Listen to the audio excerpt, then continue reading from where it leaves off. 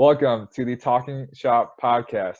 I'm your host, Matt Tomez, and I'm here to share lessons and experiences in sports performance and professional development. I'm joined with Brittany Wehrle. Hello, how are you doing today? Good. How are you doing? I'm doing fantastic. Always a good day when I can record a podcast, and it's the first inaugural. I think it's just inaugural if it's the first one. It's the first annual is the second one. Fun fact. Video podcast. So a little background about how Brittany and I know each other. We were classmates 2 falls ago, first semester of our Masters of Kinesiology at TCU. And I've enjoyed getting to know Brittany over the years, whether it's out at happy hour or it's funny because we text more in class when we're 20 feet apart than outside of class.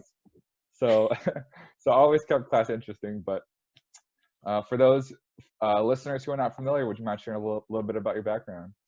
Yeah, absolutely. So rewind back to, 8 years ago. I was in college. I thought I wanted to be an engineer. Hilarious. My thought process was, I like math, I like science, maybe applying it will be interesting to me. I don't know. Turns out it wasn't. I took I took a class my senior spring, so very last minute. It was a nutrition 101 class with a sports dietitian, and I was hooked. So that's kind of how those two things connect. But in between then and now, I did my dietetic internship. So that's kind of like our clinical portion to become registered as a dietitian. I did that at Yale New Haven Hospital, worked at University of Georgia for a year as a sports dietitian, like intern, until I landed at TCU 2 years ago when we met. And my position there is I am a nutrition graduate assistant. So getting my master's in kinesiology, because that was one of the most related degrees I could get at TCU, while also working with a bunch of the sports teams at the school. And then I'm kind of transitioning out of that position now because it is short term. It's only a 2-year position, obviously, because it's tied to the master's degree. So I am starting to incorporate some of my own private practice work still with athletes. And then I just accepted a position too with a performance company to be a part-time performance dietitian for them. So kind of moving forward in life, which is exciting. Very exciting. And she just got hired by EXOS, so I know my listeners will know who that is. So very exciting. But so technically, what is your undergraduate degree? What's the name of it? Chemical and biomolecular engineering. Chemical and biomolecular engineering. Yeah, no wonder she took up kinesiology very quick. She'd just like smoke all of us on our tests. She's like, yeah, whatever, just like casually got a 95. Never done this before, but so my parents were so mad. They were like, why would you waste this degree? But I haven't. I know how to do Excel. It got me through my master's degree. It's been valuable. It's just not what I want to do every day. So yeah, all experiences are valuable if you figure out how to connect it. Exactly. So when you were trying to make that switch, whether it was your internship or other steps along the way, did you have to kind of sell yourself without having that background in kinesiology? Yes, absolutely. The jump from engineering to nutrition was tough. I remember applying for dietetic internships. I had called around, talked to a couple directors because it's pretty competitive to get matched to one of those internships. 50% of people don't even match. So I remember calling a couple directors and like not getting any bites, and I was like, oh, this isn't going to go well. So I ended up, which to me was a huge deal. I spent like $200 on like a coach for internship match. And they instilled a lot of confidence in me and basically said, like, you just have to show kind of what you just said, Matt, how the skills you got from this seemingly unrelated experience connect and will support you in this next endeavor. And then the same thing happened when I jumped from nutrition to trying to get into kines. They were like, you don't know anything about this. And I was like, that's okay. It's all related. And here's what I already know that's going to help me. And then luckily our program also does have that nutrition, physical activity, and disease like track. So I was able to squeeze my way in there. But yeah, I think kind of what you had already alluded to, anytime you're transitioning, pivoting, trying to progress, you've just got to show how those experiences you already had will support you, even if they don't feel like the same type of experience. Yeah, and Eric Cressey, if you know who that is, he's like the biggest private baseball sports performance person. He's so good. The Yankees hired him as the director of player health and performance, something like that. But really, really big guy. And he had this one article, and he was like, "Do you know how many people's resumes come across my desks for internships? That's college baseball, degree in exercise science, undergrad, and then internship at a local sports performance facility." And I'm over here like, "Uh-oh, that's me," you know. Feeling kind of attacked right now, but so doing something a little bit different or outside the box, people think it has to be so specific to exercise science and kinesics and nutrition and sports science and whatever it may be, where there's a ton of value outside of it if you can show that in a positive light, whether it's describing on a resume, whether it's bringing it up, you know, positively in an interview or whatever it may be. So sounds like you navigated it pretty well. And your graduate assistantship at TCU, you got to work with some pretty high profile sports. TCU, Go Frogs, our favorites. If you could just share a little bit about just that experience in general, you know, because it's pretty big time sports, Power 5. So Yeah, absolutely. So every school is different. Some graduate assistantships are more about mentorship, some are more about research, some are more, you know, practical. TCU's GA ships for the dietitians are definitely practical. You have to be a registered dietitian so that you can counsel and do all of that good stuff before you even get in the door. So it's pretty much like jumping into, you know, some sort of like full-time position, which is great. That's what I wanted. It's a lot better of an experience based on where I was already at in my career. But yeah, I work with equestrian, cross country, track, indoor volleyball, and men's basketball. So, and then we all help with football because you have to, because football is huge, obviously. But they're not my primary team. So all of my primary teams, I do everything from the team presentations to counseling individual athletes, supplement help. I watch them lift. If I can make it to practice, I go to practice. I mean, really, whatever they need, sort of, I'm there. So, but it's been a really good experience. It's one of those like sink or swim because our staff is small and there's not really time to teach you. But just knowing the dynamic of the staff and the workload before you get into a position is always a good idea. And I knew what it was going to be, so I was fine with it. But it's been really good. yeah, definitely had a full-time schedule. Yeah, barely making it to classes at 5 p.m., like running in at 5:02. So Yeah, it was always like we were about to start class. We're like, "Oh, Brittany's not here." And it's like, "Nope, she'll be here. Don't worry." I'll be here. I'm power walking across the street right now. Yeah, so I knew that getting into it. It doesn't mean it's always easy, but as long as you're mentally prepared and like it's the type of experience you want, it's worth it. Yeah, yeah, and sink or swim, like it can feel super. I mean, because that's kind of how my internship was. Like 4 weeks in, my mentor broke his knee, and I was the only like person on staff that didn't have anything on their schedule, and he had like the busiest schedule. So they were like, "Hey, why don't you do a schedule?" And I was like, "Sweet."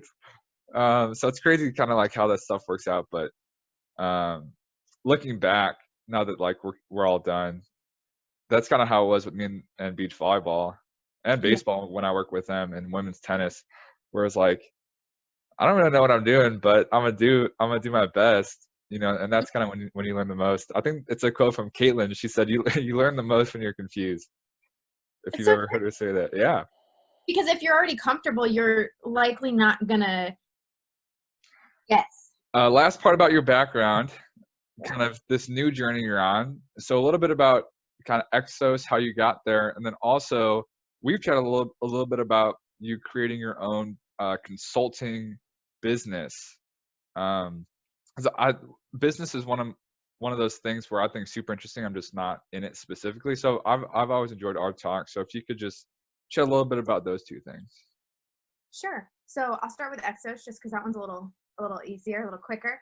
I interned with them when I was in my dietetic internship. So I had the opportunity to do an elective rotation, and I reached out and they had space. So that was really great because they do, from what at least I've heard, which could be rumors, but they do like to, bring back people who have interned or worked for them before when they're looking at hiring new people. So I think that was really helpful. But I had been keeping my eye on their job boards for a long time, because when I did intern with them, I really loved the system they had in place for their entire facility, but particularly for like their approach to nutrition and how they kind of streamline it for everybody. Because I think that is a shortcoming of a lot of departments that are younger or companies that are newer. They don't have a good streamlined system in place to educate people and then give them those tools to move forward on their own.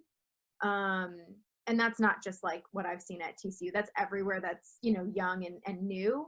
It takes a while to get those systems in place. So I think that's really valuable. That's something that EXOS does really well. So I had been looking to get back in there with them, and I'm really excited because it's something different. It's nice to mix it up, and it'll be a different type of client, different type of athlete.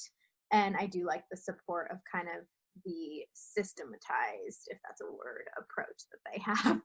Because they're a little bit more established and they've been doing it longer, so they've just figured it out a little bit. Is that basically it?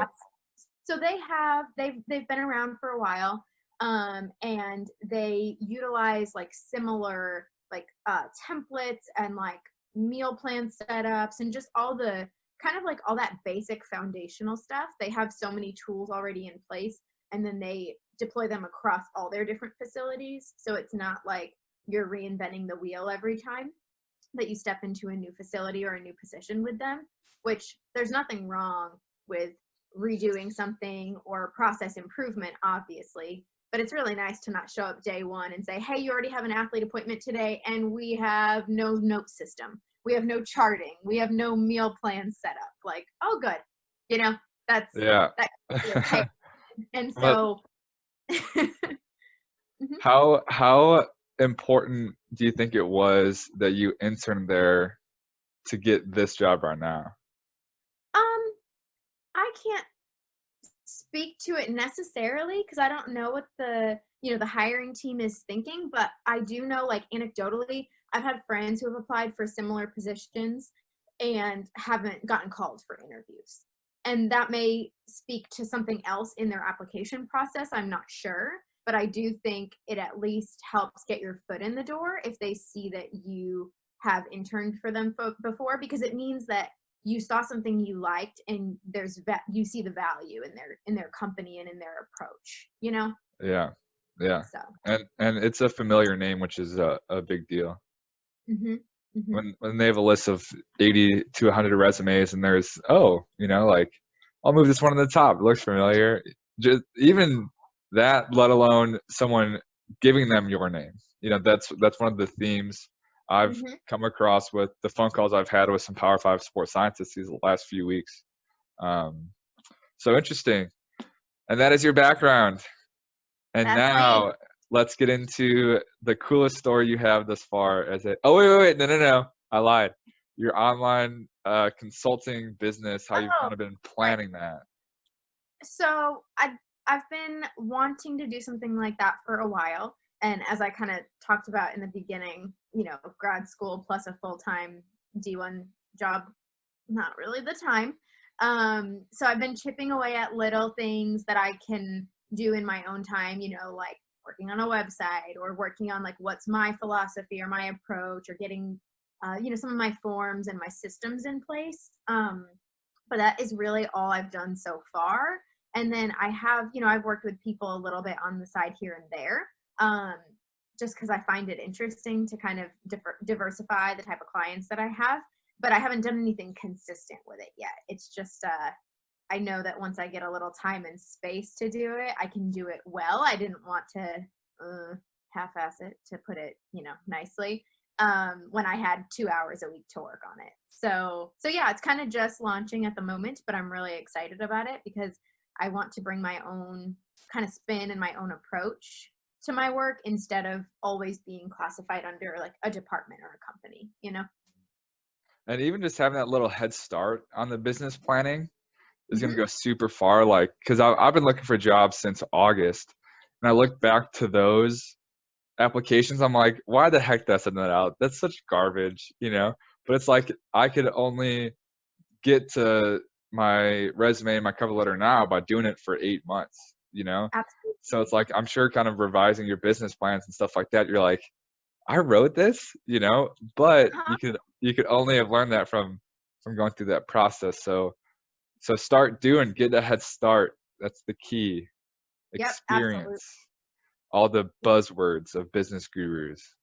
Absolutely. Throw them So all out. so that is now your background. So now let's get into the coolest story you have thus far. Sure. So it's tough because sometimes nutrition stories don't sound that cool. They're all how people feel, whatever. But I would say the story that I like look back on and appreciate the most because of the transformation is definitely I have one athlete. I'm gonna try to keep it like really generic just because I don't know. Yeah. But so there's an athlete that I have, and he is on a team that is often they're very supplement crazy, which a lot of teams are, but there's certain ones that stand out as the supplement junkies of Yeah. of the athletics department. And he would always say hello, but he'd never come in for an appointment or anything like where we formally got to know each other. We'd kind of just like chit chat and whatnot. And one day he emails me out of the blue and is like, my body hurts. I don't think my performance is going to get any better if I don't start doing something different. Can you please help me? I was like, sure, let's do it. So, and he's an incredible athlete. And he trains a lot, and they have competitions sometimes within a couple days of each other all in a row. And so I understand why he's like, help. I feel like my body's like slowly deteriorating. And I didn't know if I was going to lose him or not, but he seemed pretty invested. So I figured I'd try. We had our appointment and I said, look, I'm not giving you any supplements. Like, sorry. And we had a good talk. I wasn't just like a jerk from the start, but as we kind of talked through what he was currently doing, I said, look, that's not what's going to help you. Like I don't know what to tell you. We can look at those later if we get other things in place, but your diet foundationally is not good. Like I have to see you be consistent before those types of things that I know you're interested in, and I know that's why you came in, are even going to help you, right? And again, the team he's on, I kind of thought I was going to lose him, but I thought I can't really help this kid unless I can get his diet to a place that's like foundationally sound and he's consistent. And he took me up on it. He's like, all right, fine, tell me everything I have to do. So I send him out of the appointment with a list. And sure enough, the next day I see him in the dining hall and he is doing every single thing I told him to do.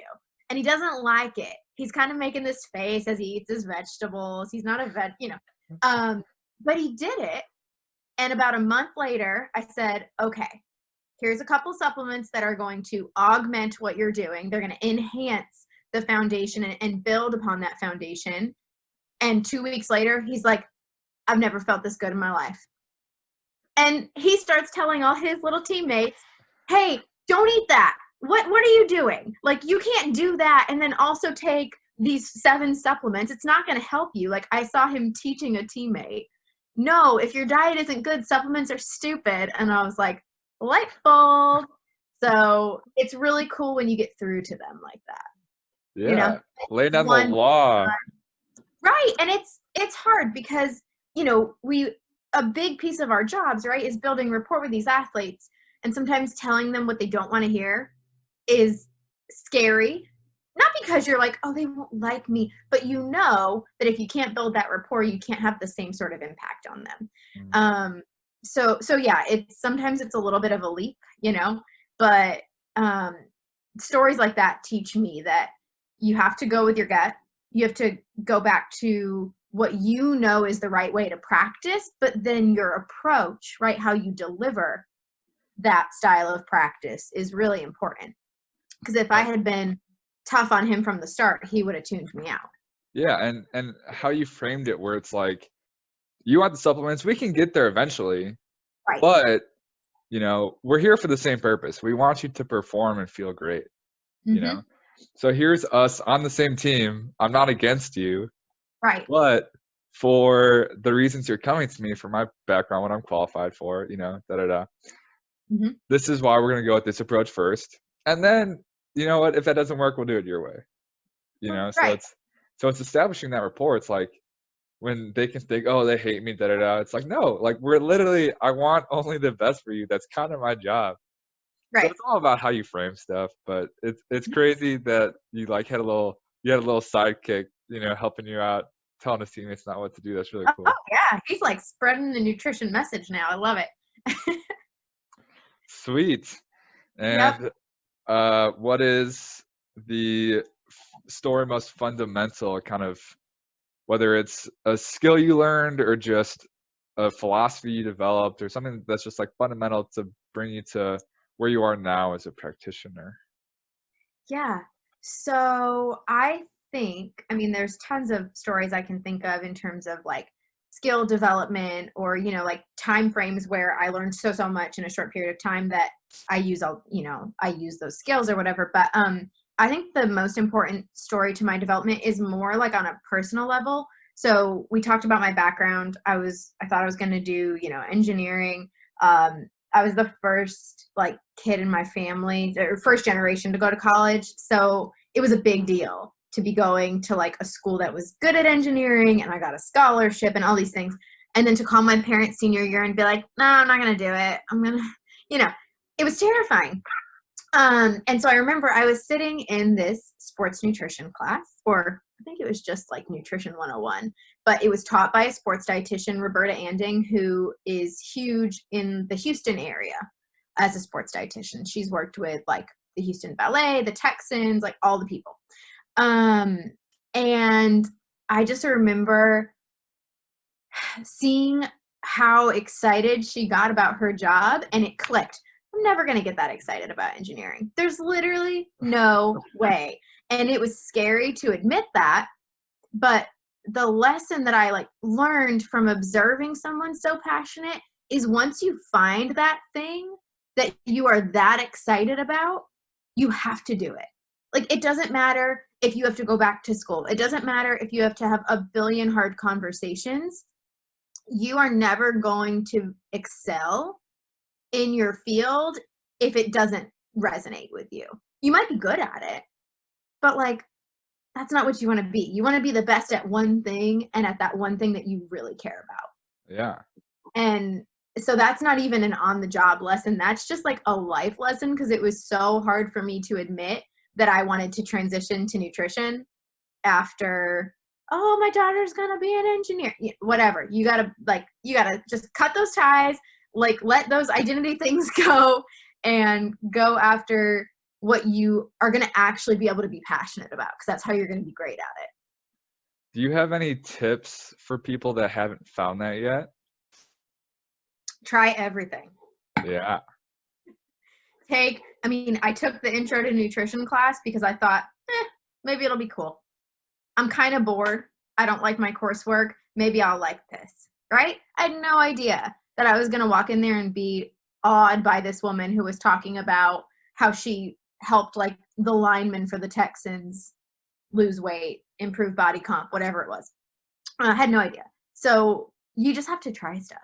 Whether that means you shadow a friend like at their job that's totally different from your job, or you take an online course, or if you're still in school, take that class that has nothing to do with what you're learning, just to see if you like it. Yeah. How I describe it is learning what you don't want to do is just as valuable as learning what you do want to do at this point in time. And even if you go do and shadow like a few days, or just have a conversation or a podcast, like one thing I love saying about my podcast is like, these are conversations that you can literally have with your coworkers. I just happen to record mine, like literally, and it's like, you can literally ask them, hey, what do you like about your job? What do you not like about your job? And everyone's going to have their own, perspective and 2 cents. But, and when it comes time to potentially make that switch, it's super easy to get caught up in the moment, obviously, because that's where we live. But if you think about like, what's this like 2-year new path versus 40, 50, whatever years of just like dreading what you're doing. And it's very hard to get in that mindset, but if you think about it that way, it might make it a little bit easier. It doesn't make those conversations easier, but in the long term, because we're playing the long game, you know. Right. So yeah, that's my 2 cents on that. Last one. What is the story that you're most proud of thus far? Okay, I like it. So I actually wrote something different down, but as Sweet. you were asking, Sweet. I'm going Excited. rogue. Even though I like my structure and I like my notes, I'm going rogue. So I actually think that the story I'm most proud of is one that happened pretty recently, but it started further back. So there's a team that I work with who is not interested in my help. They're just not. It's okay. It's fine. The kids kind of want my help, but coaching is just like, we could take it or leave it. We kind of know what we're doing anyway. And at first, when I first got to TCU 2 years ago, I heard that from my boss and I thought, that's okay. I don't have time. I have other teams that are like breaking down my office door. It's okay. And then as I kind of got in my groove, I thought, I really do think this team could benefit from some group education, from more nutrition presence. So I just started going to lifts. I didn't talk to anybody. All these new kids are looking at me like, who is this girl? Don't worry, I've already introduced myself to you at that team meeting at the beginning of the year. You don't remember me, it's fine. I'm just going to hang out at your lift. I'm just going to stand here, right? You don't know. Maybe I'm restocking bars. Maybe I'm watching someone else lift. I don't know, but I stayed around, right?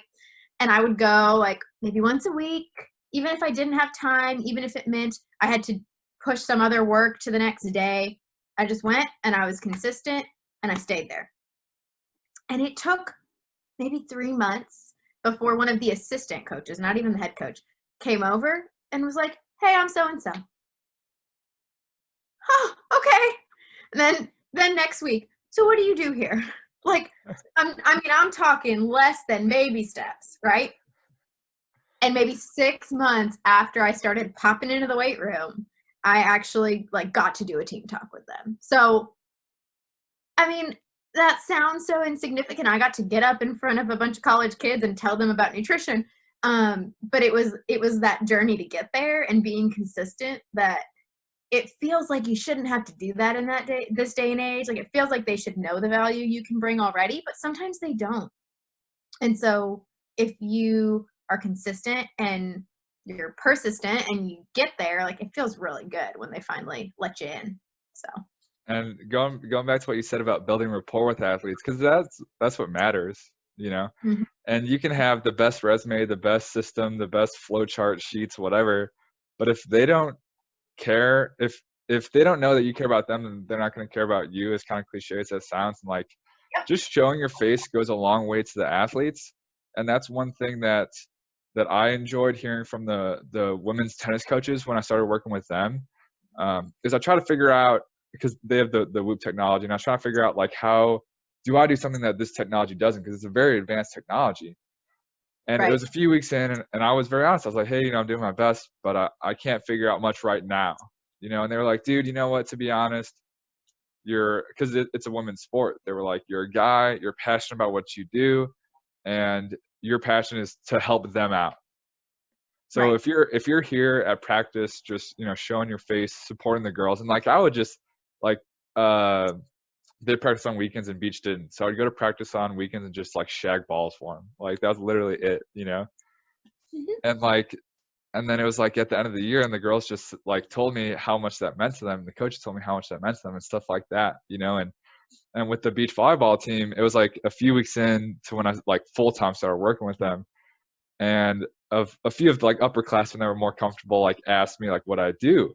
I was like, oh, I'm a grad student in the kinesiology department. I like have all these other responsibilities. I have my research and I'm a TA and all this stuff. And they were like, and you still come here, and it's just like, well, yeah, I love this stuff. Like, I want to help you guys get better. So to try to sum it up, it would be like, to establish rapport, it doesn't have to be some big crazy gesture of you confessing your undying passion to help them out. It's just like, hey, I'm gonna do what I can, and then we'll go from there. So like the little stuff, yeah, it's a really, really cool story.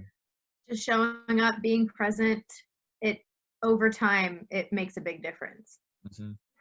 Yeah, there's a lot you can do by just showing your face as opposed to trying to spew all of your knowledge out, which I have done many times. So I've learned from experience. No, right? Like it's comfortable to go back to, let me show you all the things I've learned. Mm-hmm. But if they're not ready to hear it or they don't trust you, Yeah, and that's what comes with time, is like knowing when to go all in, mm-hmm. and when to go into like nutrition mode or sports science mode. Like I've given my rant, I don't even know how many times. I could talk about sports science all day, but if there's people that don't care about it, then it's like, what's the point? And that's one of those things that you only get with time and experiences, that skill of, all right, like maybe I'll throw out a little feeler, ask them how they like the technology, and kind of see how that goes, as opposed to just going like all in 100%. Because like I said, I've done that way too many times. But it's funny, like the good practitioners, like what we say as good practitioners is knowing when not to talk. Exactly. Which sounds kind of counterintuitive, but it makes a lot of sense. And that's a very cool story to illustrate it. Well, thanks. Yeah, no, I think knowing when not to talk is one of the hardest things to learn. And I mean, I've had, I've sat there and listened to coaches tell me about their keto diet for 3 years because they don't know me yet. And if I shut them down, now I've closed that door. So sometimes you've just got to bite your tongue and soak it in and know that the time to teach them something will come later. Yep. Funny story, kind of relevant to that. There was a sport coach. They came up to me and they were like, "Oh, I just saw this documentary. This guy ran 50 marathons in 50 countries in 50 days. And after day 12, like he actually started getting stronger and better. So we have to keep pushing our athletes." I was like, whoa.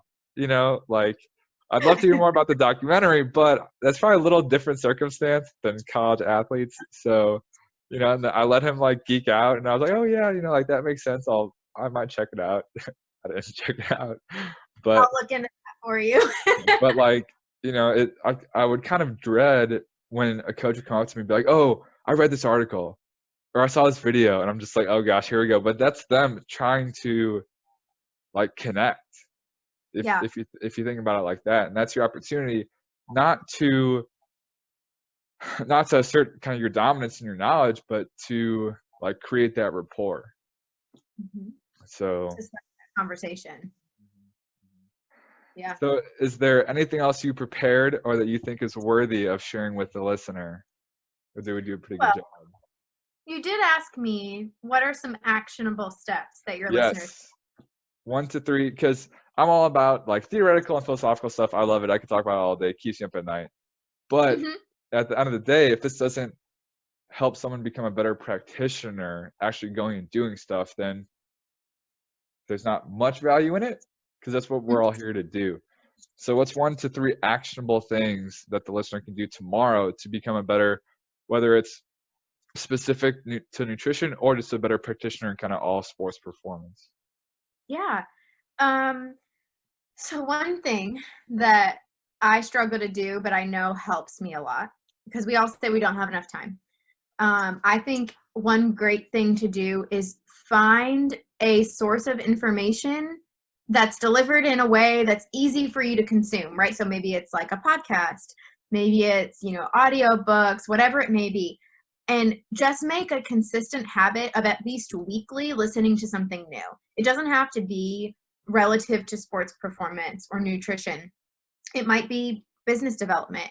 It might be something that's more on like a personal or emotional level. Just some sort of content that you'll consistently listen to, even if life gets busy, so that you can continue to grow in some facet of your life, I think is really important, because we all get wrapped up in being too busy and too focused on nutrition or too focused on sports science, and we can forget all the other great things that we could be learning and growing in if we just took the time. And then the other piece of advice I would give for people that are still working on getting into their career and finding their style as a practitioner is figure out one weak spot in what you do. Maybe it's learning when not to talk. Maybe it's the tech side of things slows you down. Maybe you just aren't comfortable with the way you counsel or kind of guide conversations with your clients, and start working on it. Practice on your friend, practice while you drive in the car. I used to do that. I mean, whatever you can do to slowly work on those weaknesses. And it's hard. It's hard to acknowledge the things you aren't good at, but you won't get better if you don't. So for me right now, the thing I'm working on is managing my time. And I do it by time blocking, because I know when I don't manage my time well, I get kind of chaotic and scatterbrained. And then I don't bring what I want to bring to my athletes, you know? So it sounds like something simple, but find a weak spot. Find something that's negatively affecting the way you want to practice and start chipping away at it. Yeah. So for the first one, that's one thing my roommate kind of called me out, because like whether it's YouTube or podcast, like I call it like a hobby if I'm going down like my bodybuilding train or like whatever, but it's still relevant to kind of me as a professional. But he's like, don't you ever like listen to stuff for fun? And I was like, this is fun. but like I shared the One Business podcast with you that I really enjoyed, the Mike Dillard podcast. And even just like listening to it, you think about what he's talking about. You have to, it's a fun little challenge to make that connection to what you're doing. And that's one thing, the University of Southern California sports scientist, there's like this business guru that there's all of these concepts about the market, about how they respond under stress and different stuff like that. And it has a lot of parallels to training athletes and how they respond to stress and different stuff like that.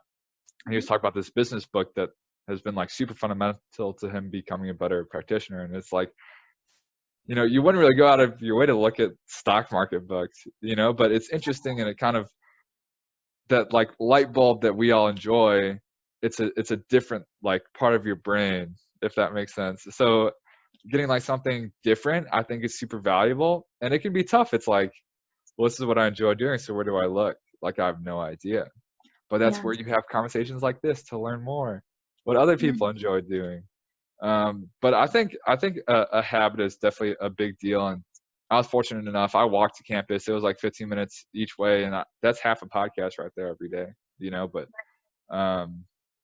yeah, it's definitely more possible to continue education, whatever you want to call it.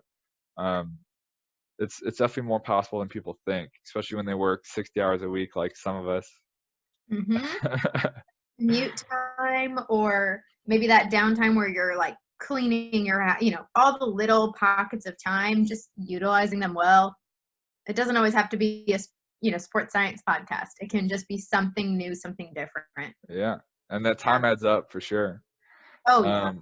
And the 1 week spot, I like how you framed it, where, well, first, like reflecting is hard, and being honest with yourself and saying like, oh gosh, I've done this wrong for this whole past semester. Like I'm such a dummy, you know, but that's the first step in kind of getting better. And one thing I enjoyed about how you described it was just one, because if we're self-aware and we know these 7 things that we got to work on, think about if you focus on one thing every day, just that one thing for a week, as opposed to trying to do all 7 at once, you know? And like whenever, so like if it's learning to talk less or listen more, think about like in between clients, you're like, all right, how did that session go? All right, next session, let them talk, you know? And think about if you do that every day for however many clients for a week, how much better you're going to get at not talking.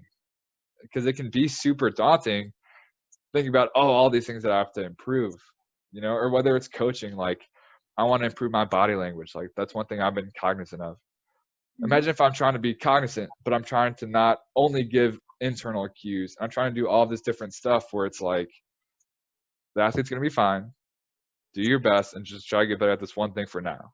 Exactly. So, yeah, I thought that was super important. I like that one. Yeah, when you split your focus too much, you're not going to become great at any one part of your skill set. So, like you said, focus on one, keep it going, get confident in it, and then move to the next one.